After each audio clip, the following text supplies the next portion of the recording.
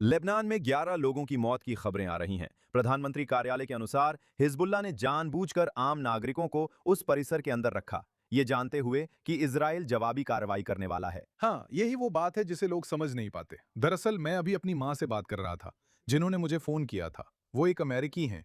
उन्होंने पूछा कि लेबनान में क्या हुआ। मैंने कहा, माँ, दुनिया सच में समझ नहीं सकती कि ये लोग कितने बुरे हैं। उन्होंने हमारे बलों पर सुरक्षा क्षेत्र में हमला किया।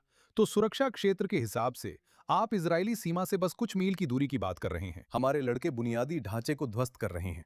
एक आत्मघाती ड्रोन आता है और उन पर हमला करता है, किए गए युद्ध विराम समझौते का उल्लंघन करते हुए।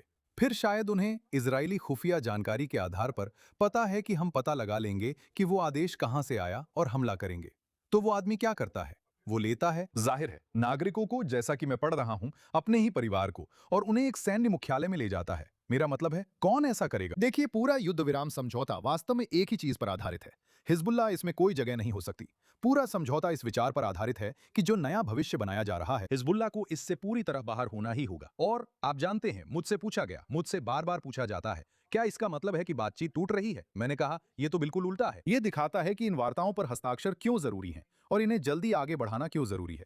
यह असली होना चाहिए, क्योंकि आप देखिए, हिजबुल्लाह लगभग कुछ भी कर सकता है। और आप जानते हैं, वो हमला, ये सिर्फ इतना नहीं है कि उन्होंने हमारे सैनिकों पर हमला किया। उन्होंने कहां से हमला किया? उन्होंने सीधे बेलफोर्ट किले के इलाके अल्ताहिर रिज से हमला किया है ना। मूल रूप से जो हुआ है, वास्तव में वही बुराई की धुरी है जो लेबनान के अंदर बनाई गई थी दशकों से। ईरान, शायद उत्तर कोरिया भी, फिर से विदेशी रिपोर्टों के अनुसार सुरंगों के इस जाल को खड़ा किया। इसे सुरंगों की भूमि कहा जाता है, और आईडीएफ ने उन्हें उस रिज से आगे केंद्रित करने में कामयाबी हासिल की है। और वे जानते हैं कि वे अपनी पूरी पकड़ खोने वाले हैं। ये उनकी दूसरी रक्षा पंक्ति थी, और इसलिए वे कोशिश कर रहे हैं, इससे पहले कि हम और करीब पहुंचे, हमारे सैनिकों पर हमला करने की, क्योंकि वे जानते हैं कि वे गायब होने के करीब हैं।